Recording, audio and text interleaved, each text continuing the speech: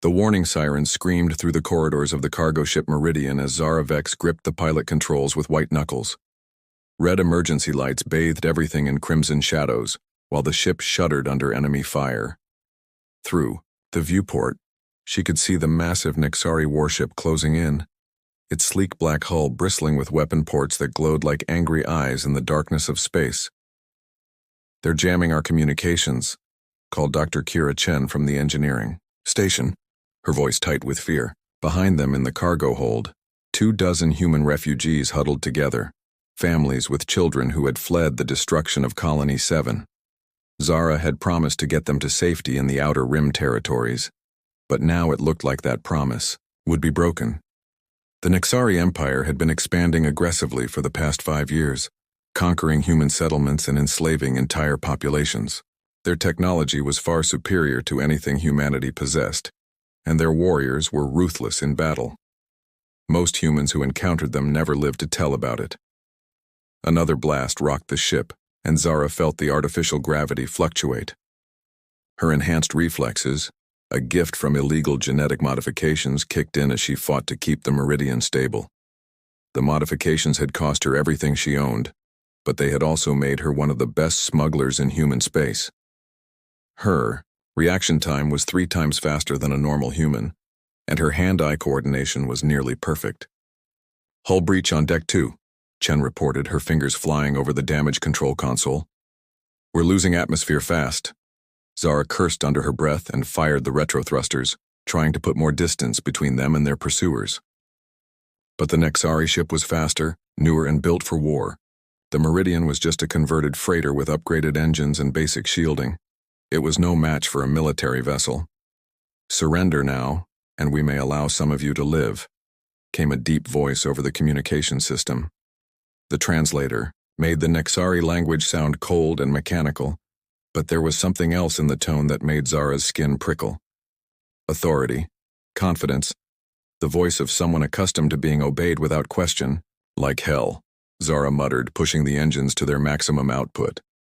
The ship groaned in protest, but she had modified the power systems herself. She knew exactly how much punishment they could take before failing completely.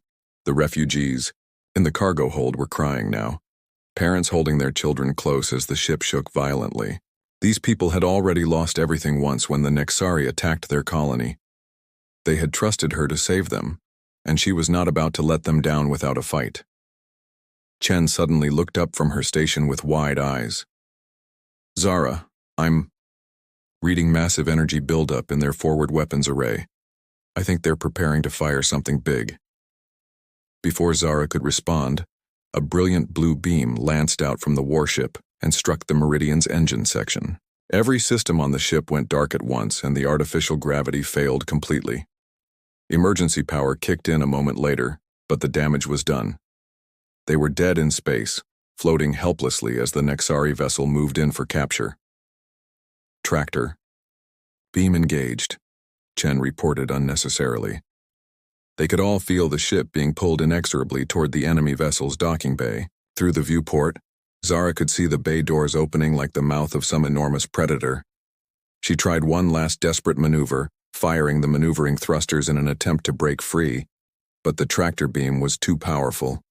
The Meridian was dragged inside the Nexari ship, and the bay doors sealed shut behind them with an ominous finality. Heavy footsteps echoed through the corridors as boarding parties moved through the ship.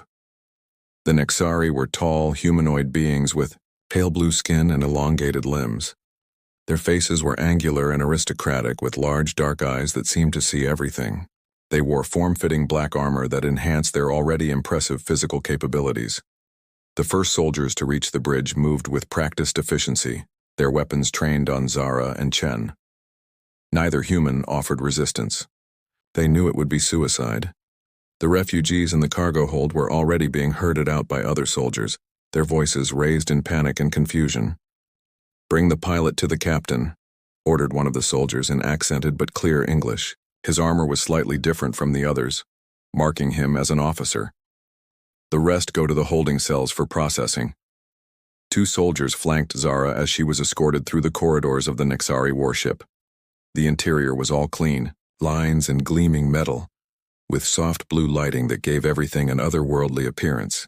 The ship was easily 10 times larger than the Meridian, and Zara could feel the hum of massive engines through the deck plating. They passed other captured humans being led in the opposite direction, their faces reflecting the same fear and desperation that Zara felt in her own chest.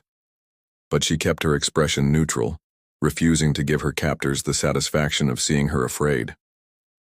The bridge of the Nexari vessel was a masterpiece of advanced technology. Holographic displays showed tactical information and star charts, while crew members moved efficiently between their stations. At the center of it all stood a figure that commanded immediate attention. Captain Thane Koros was taller than the other Nexari, with broader shoulders and a more muscular build. His pale blue skin had an almost luminous quality under the bridge lighting, and his dark eyes held an intelligence that was both calculating and strangely compelling. Unlike his crew, he wore no helmet, revealing angular features that were undeniably handsome despite being alien.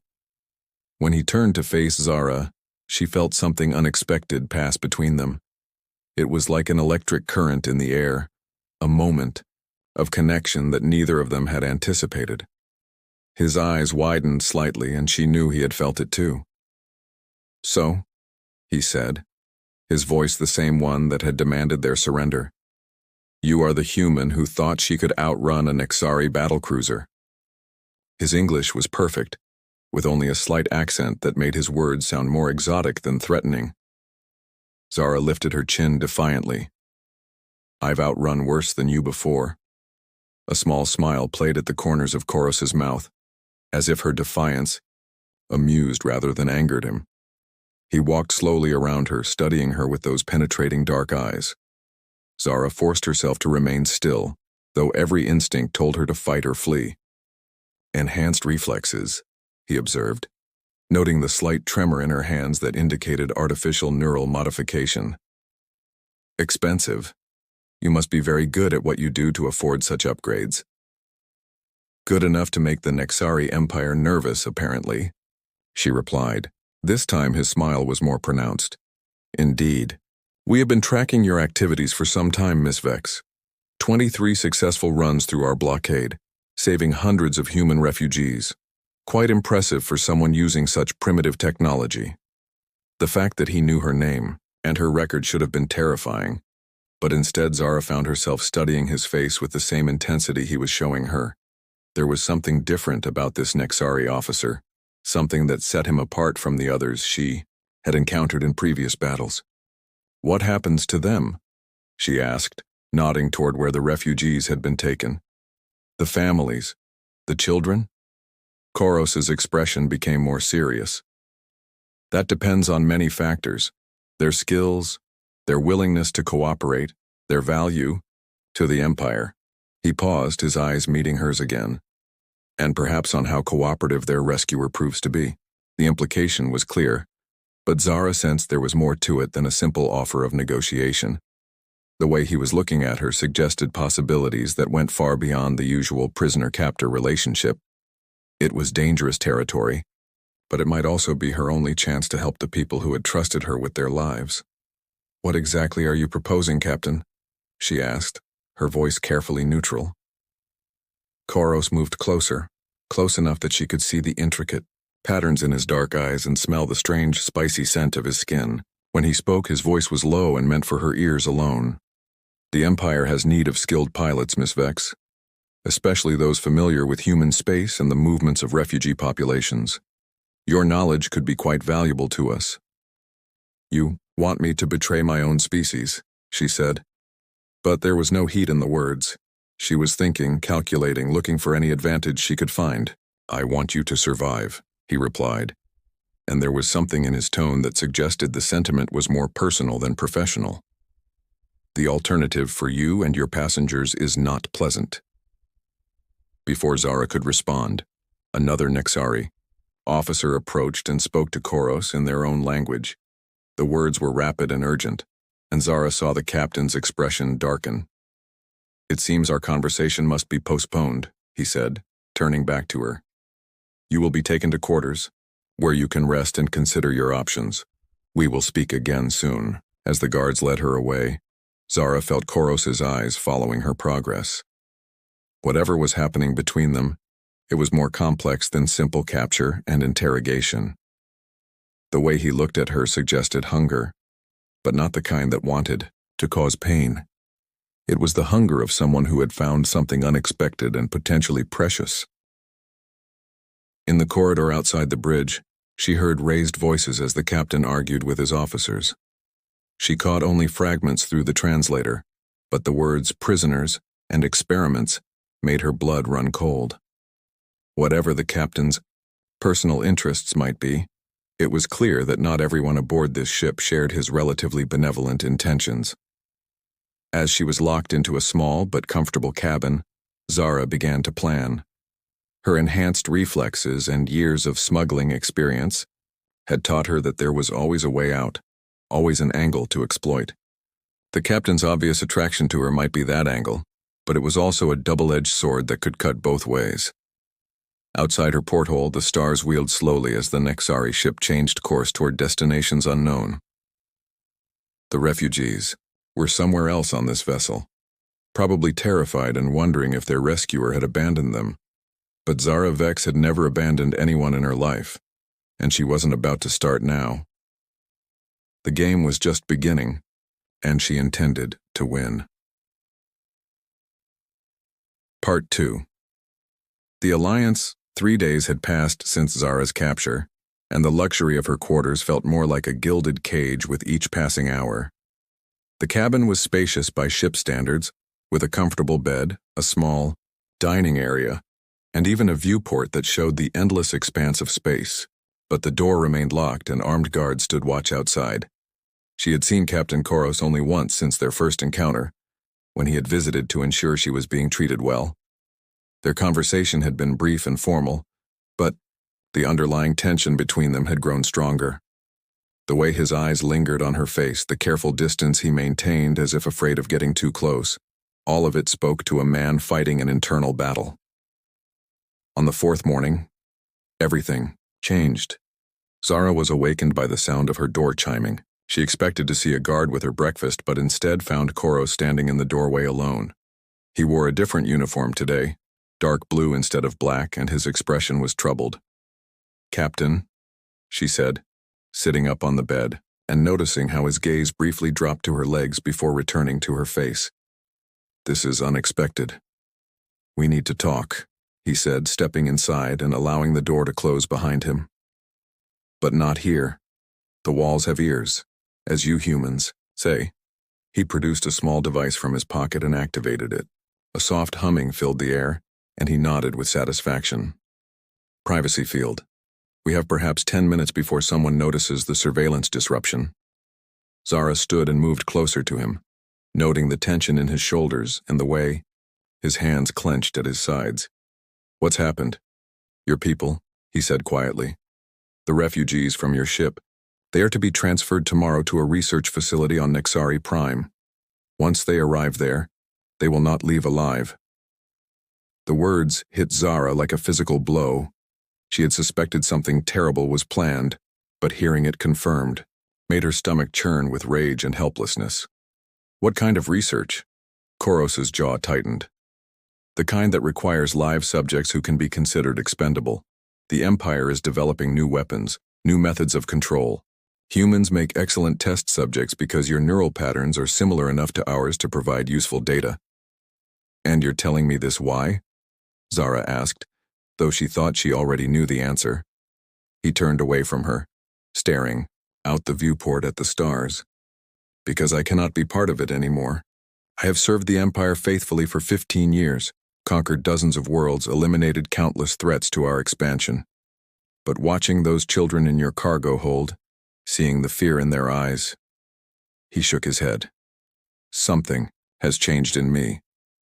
Zara moved to stand beside him at the viewport, close enough to feel the heat radiating from his alien skin. "And what does that have to do with me?" When he looked at her, his dark eyes were filled with an intensity that made her breath catch. "You know what it has to do with you. This thing between us, whatever it is, it started the moment I saw you on my bridge. I have never felt anything like it before." She reached out slowly and placed her hand on his arm, feeling the firm muscle, beneath the fabric of his uniform. "Thane," she said, using his first name for the first time. "What are you proposing?" "Escape," he said simply. "You, me, and your people. I can get us to the shuttle bay, but from there we would be on our own. The Empire will brand me a traitor, and they will hunt us to the ends of the galaxy. You would give up everything for people you barely know?" He turned to face her fully, his hands coming up to cup her face gently. His touch was warm and surprisingly tender for such a powerful being. "I would give up everything for you," he said quietly. "These past few days, thinking about you trapped in here while I go about my duties, it has been torture. I cannot stop thinking about you, dreaming about you." Zara felt her heart racing as she looked up into those alien features that had become so familiar. The attraction she had felt from the beginning was undeniable, but this was more than that. Despite everything that divided them, despite the war between their species, she was falling for this strange, honorable man. "The shuttle bay plan won't work," she said softly. "Too many security checkpoints, too many guards. But I might know another way." Before he could ask what she meant, she rose up on her toes and kissed him. His lips were softer than she had expected, and he tasted faintly of something exotic and spicy. For a moment he was perfectly still, as if shocked by her boldness. Then his arms came around her and pulled her against his powerful body. The kiss deepened, becoming hungry and desperate. All the tension that had been building between them exploded into passion as they clung to each other. His hands tangled in her dark hair while she explored the strong line of his shoulders and back. When they finally broke apart, both were breathing hard. Koros rested his forehead against hers, his eyes closed as if trying to memorize the moment. "Zara," he whispered, and her name sounded like a prayer on his lips. "I know," she whispered back, understanding everything he couldn't say. "I feel it too." But there was no time for more. The privacy field was already flickering, and they both knew that discovery would mean death for everyone involved. "Tonight," she said quickly. "During the shift change at midnight, can you get me to the detention level?" He nodded. "What are you planning?" "Trust me," she said, giving him one more quick kiss before stepping back. "And be ready to run." That night, Koros arrived at her quarters exactly at midnight, wearing the black uniform of ship security. He had brought her a similar outfit, and she changed quickly while he kept watch. "Guard rotation happens in 3 minutes," he said quietly, as they moved through the corridors. "We have a narrow window to reach detention without being seen." They moved like shadows through the ship, Koros using his authority to wave off the few crew members they encountered. Zara's enhanced reflexes served her well, allowing her to move silently despite the unfamiliar layout of the vessel.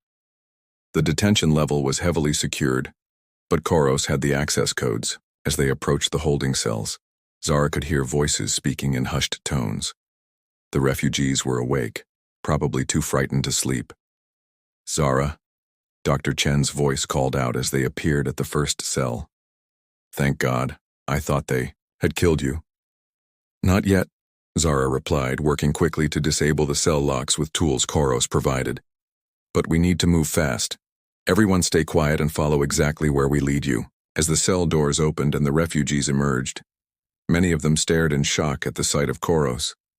Children hid behind their parents, while the adults watched him with obvious fear and suspicion. "He's helping us," Zara said firmly. "Without him, we would all be dead by morning." Jin Nakamura, a former resistance fighter among the refugees, stepped forward. "How do we know this isn't a trap? How do we know he won't betray us the moment we're clear of the ship?" Koros met the man's hostile gaze steadily. "You don't," he said simply. "You have only my word, and the word of a Nexari probably means nothing to you. But I swear by everything I hold sacred that I will die before I let harm come to any of you."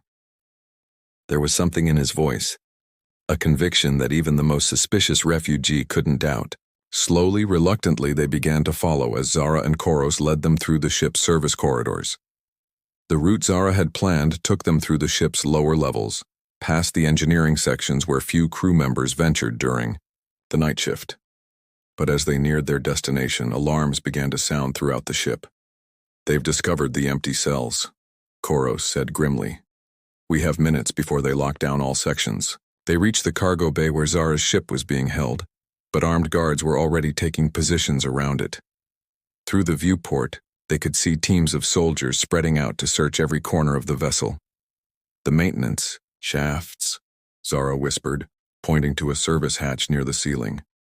"We can reach the shuttle bay through the environmental systems," but as they began helping the refugees climb into the narrow passages, footsteps echoed in the corridor outside. Someone was coming, and there wasn't time for everyone to hide. "Go," Koros said to Zara, drawing his sidearm. "Get them to safety." "I'm not leaving you," she said fiercely. "You have to. These people need you, and I." He touched her face gently. "I need to know you're safe." Before she could protest further, the cargo bay doors burst open, and Admiral Vextar strode in with a squad of elite guards. The Admiral was ancient by Nexari standards, his pale blue skin marked with the ritual scars of a career warrior. His eyes burned with cold fury as they fixed on Koros. "Captain," he said, his voice dripping with disgust. "Consorting with human animals, I should have known your recent behavior indicated deeper corruption." Koros stood protectively in front of the service hatch, blocking the Admiral's view of the refugees still climbing to safety. "These are not animals, Admiral. They are sentient, beings with families, with children who deserve to live." "Sentient tools," Vextar corrected. "Nothing more. And you, Captain, are a traitor to your own species." He gestured to his guards. "Kill him." What happened next was a blur of violence and desperation. Koros opened fire on the guards while Zara dropped from the service hatch, her enhanced reflexes allowing her to move faster than any normal human could. Together they fought with the fury of beings who had everything to lose. But they were outnumbered, and more soldiers were arriving every moment. Just as it seemed they would be overwhelmed, an explosion rocked the ship, throwing everyone to the deck. "Jin!" Zara called out, recognizing the handiwork of the former resistance fighter. He had reached the ship's power core through the maintenance shafts and overloaded it just enough to create chaos without destroying the vessel. In the confusion, Zara and Koros managed to reach the shuttle bay where a small Nexari scout ship waited. The refugees were already aboard, having followed Jin's diversionary explosion as their cue to move. As they lifted off from the battle cruiser, Admiral Vextar's voice followed them over the communication system. "You cannot run forever, traitor. The Empire will find you, and when it does, your human pet will watch you die slowly." But for now they were free. As the scout ship jumped to hyperspace, Zara found herself pressed against Koros in the cramped cockpit. The refugees were safe, in the passenger compartment, and for the first time in days she could breathe. "Where do we go now?" she asked. Koros pulled up a star chart, his fingers moving over the controls with practiced efficiency. "There are others like me," he said quietly. "Nexari who have grown tired of the Empire's brutality. They meet in secret, plan for a better future. Perhaps it's time to stop planning and start acting." As he set course for the Outer Rim territories, Zara realized that their escape was not an ending but a beginning. The passion between them had ignited something larger, a rebellion that could change the fate of both their species. The stars stretched out before them, full of danger and possibility in equal measure. 6 months had passed since their escape from Admiral Vextar's battlecruiser, and the hidden rebel base on the asteroid Kepler 442 had become something Zara never thought she would have again. A home. The hollowed-out rock drifted in the debris field of a dead solar system, invisible to Nexari sensors and protected by a network of automated defense platforms that Thane had helped design. The base housed nearly 300 beings now, a mixture of humans and dissident Nexari who had grown tired of the Empire's brutal expansion. What had started as a desperate escape had evolved into something much larger, a genuine rebellion with the power to challenge Nexari supremacy. Zara stood in the command center, studying holographic displays that showed the positions of Empire fleets throughout human space. Her role had evolved from smuggler to strategic coordinator, using her knowledge of refugee routes and hidden colonies to help plan rescue operations. But today's mission was different. Today, they were going to strike directly at the heart of Nexari power. The research facility on Nexari Prime is heavily defended, reported Commander Rena Osk, a former Nexari intelligence officer who had joined their cause after witnessing the massacre of human civilians on Tau Ceti. Her pale blue skin bore the ritual scars of her military service, but her dark eyes held the same compassion that had driven Thane to rebellion. 12 orbital defense platforms, constant patrol ships, and ground-based shield generators. Which is exactly why they won't expect us to hit it, Zara replied, her fingers dancing over the tactical display. They think we're just pirates and terrorists, not a real military threat. Thane entered the command center, his presence immediately filling the space with quiet authority. Over the past months, he had emerged as the natural leader of their mixed-species rebellion, his military experience and tactical brilliance earning respect from both humans and Nexari alike. But Zara could see the weight of command in his shoulders, the burden of leading people who trusted him with their lives. "The fleet is ready," he announced, moving to stand beside her at the central display. Even after all this time, his proximity still sent shivers through her body. Their relationship had deepened during the long months of building the rebellion, stolen moments of intimacy between battles and planning sessions.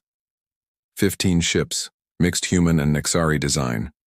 Not much against the Empire's might, but enough to make a statement. "This isn't about making a statement," Zara said firmly. "It's about saving lives. Intelligence reports say they're holding over 2,000 human prisoners at that facility, including children. We can't leave them there." Dr. Chen approached from her workstation, her expression grim. "I've been analyzing the data we recovered from the facility's computer systems. What they're doing there." She shook her head. "It's worse than we thought. They're not just experimenting on humans. They're trying to create a hybrid species, combining human adaptability with Nexari strength and technology." The room fell silent as the implications sank in. The Empire wasn't just conquering human worlds. They were trying to replace humanity entirely with something they could control completely. "All the more reason to shut them down," Jin Nakamura said from his position at the weapons console. The former resistance fighter had become one of their most effective operatives, his knowledge of guerrilla tactics proving invaluable in their smaller operations. "But we need to be smart about this. Hit and run, get the prisoners out, and disappear before their reinforcements arrive." Thane nodded, but Zara could see the conflict in his eyes. "There's something else," he said quietly. "Admiral Vextar will be there personally, overseeing the final phase of the project. This could be our chance to eliminate him." The temptation was obvious. Vextar had been hunting them relentlessly, destroying refugee camps and human settlements in his quest for revenge. His death would be a major blow to the Empire's military structure and a powerful symbol for the rebellion. "It's a trap," Rena said bluntly. "He knows we'll come for the prisoners. He's probably counting on it." "Maybe," Zara agreed, "but we can't let that stop us. Those people are counting on us, just like the refugees on my ship were counting on me 6 months ago." She moved closer to Thane, her hand finding his in a gesture that had become natural between them. "We've built something incredible here. Humans and Nexari working together, proving that our species don't have to be enemies. But none of it matters if we can't protect the innocent." He squeezed her hand, drawing strength from her unwavering determination. "Then we go, all of us together." The attack on Nexari Prime was timed to coincide with the planet's solar eclipse, when sensor efficiency would be reduced, and the orbital defenses would be operating on backup power. Zara piloted her rebuilt ship, the Meridian II, through the outer system while Thane commanded the main assault force from his flagship. "Remember," his voice crackled over the communication system, "we have 1 hour maximum before their main fleet can respond. Get in, get the prisoners, and get out." The research facility was a massive complex on the planet's northern continent, its white towers gleaming like ivory against the red desert landscape. As they approached, the orbital defenses came alive, energy beams lancing out to intercept the attacking ships. But the rebels had learned much in their months of fighting. Human creativity combined with Nexari technology had produced vessels, that could dance between the defensive fire, while coordinated attacks overwhelmed the automated systems. Zara brought the Meridian 2 down in the facility's courtyard, her enhanced reflexes allowing her to thread the needle between defensive turrets. The ship's cargo bay opened to disgorge assault teams made up of both humans and Nexari, all united in their determination to stop the Empire's atrocities. The fighting inside the facility was brutal and close quarters. Empire soldiers had prepared defensive positions, but they hadn't expected attackers who knew their tactics and weaknesses intimately. Thane led from the front, his rifle cutting down enemies with precision, while Zara used her speed and agility to outflank defensive positions. They reached the prison levels to find conditions even worse than they had imagined. Humans of all ages were confined in cells barely large enough to lie down, their bodies bearing the marks of repeated experimentation.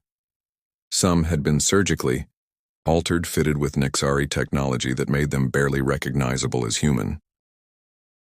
"My God," Chen whispered as they began releasing the prisoners. "How could anyone do this to another thinking being?" "The same way they justify every other atrocity," Rena replied grimly, "by convincing themselves that we're not really people." But as they worked to evacuate the prisoners, alarms began sounding throughout the complex. Heavy footsteps echoed in the corridors, and Zara recognized the distinctive armor of Imperial Guard units. "Vextar's here," Thane said, checking his weapon. "He's brought his personal guard." The Admiral appeared at the end of the corridor like a vision from a nightmare, his ancient features twisted with rage and contempt. Behind him marched 24 of the Empire's elite soldiers, their armor gleaming and their weapons charged. "So," Vextar called out, his voice carrying clearly down the hallway, "the traitor finally shows himself and he brings his human pet. How touching." "Those people are under our protection now," Thane replied, stepping forward to shield the escaping prisoners. "Let them go, and we can settle this between us." The Admiral's laugh was like broken glass. "Settle this? You have betrayed everything our species stands for, corrupted yourself with alien desires. There can be no settlement, only justice." The battle that followed was unlike anything in the rebellion's history. Imperial guards with centuries of combat experience faced off against desperate rebels fighting for the future of two species. Energy weapons lit up the corridors while the sounds of combat echoed through the facility. Zara found herself separated from Thane in the chaos, using her enhanced reflexes to stay ahead of pursuing soldiers while trying to reach the evacuation point. She rounded a corner to find Vexistar waiting for her, his ceremonial sword drawn and glowing with energy. "The architect of corruption," he said, circling her like a predator. "If not for you, Captain Koros would still be a loyal servant of the Empire." "If not for me," Zara replied, drawing her own weapon, "he would still be a slave to your brutality." They fought through the facility's corridors, the Admiral's superior strength and experience matched against Zara's speed and unpredictability. He was a master swordsman with centuries of practice, but she fought with the desperate fury of someone protecting everything she loved. Just as Vextar seemed to gain the upper hand, Thane appeared behind him. But instead of striking, he hesitated, still bound by old loyalties and military honor. "Do it," Zara screamed as the Admiral spun to face his former student. The energy blade pierced Vextar's chest, ending the life of one of the Empire's most powerful military commanders. As he fell, his last words were a whispered curse. "The Empire will never forgive." But there was no time to contemplate the moment. Imperial reinforcements were arriving, and the evacuation was only half complete. Working together, humans and Nexari loaded the liberated prisoners onto their ships while fighting a running battle against superior numbers. As the last ship lifted off from Nexari Prime, carrying nearly 2,000 freed prisoners to safety, Zara stood in the Meridian 2's cockpit watching the planet recede behind them. Thane's arms came around her from behind, and she leaned back against his solid warmth. "We did it," she said quietly. "We actually did it." "This is just the beginning," he replied, his lips brushing against her ear. "Word of what happened here will spread throughout both human and Nexari space. Others will join us. Others who believe that our species can coexist peacefully. In the months that followed, that prediction proved accurate.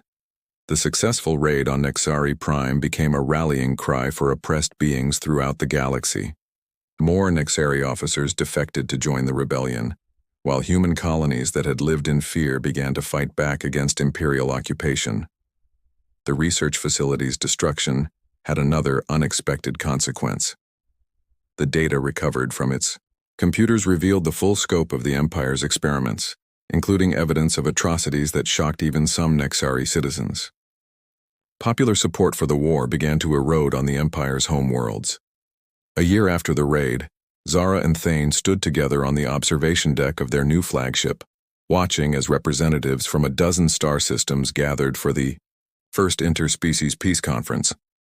The rebellion had evolved into something unprecedented, a genuine alliance between humans and Nexari, based on mutual respect and shared values. "Do you ever regret it?" Zara asked, her hand finding his as it always did in quiet moments. "Giving up your old life for this uncertain future?" Thane turned to face her, his alien features made beautiful by the love she saw reflected in his dark eyes. "How can I regret finding you?" he said simply. "You showed me that strength doesn't come from conquest, but from protecting those who cannot protect themselves. You taught me what it means to be truly free." As they kissed under the light of distant stars, the future stretched out before them, full of challenges and possibilities. The Empire still controlled vast regions of space, and there would be more battles to fight, more lives to save. But they would face those challenges together, human and Nexari united in their belief that love could triumph over hatred, that cooperation could defeat conquest. The rebellion had become something greater than either species could have achieved alone. It had become hope itself, burning bright against the darkness of tyranny and showing the galaxy that a better future was possible. In the end, that was humanity's greatest gift to the universe.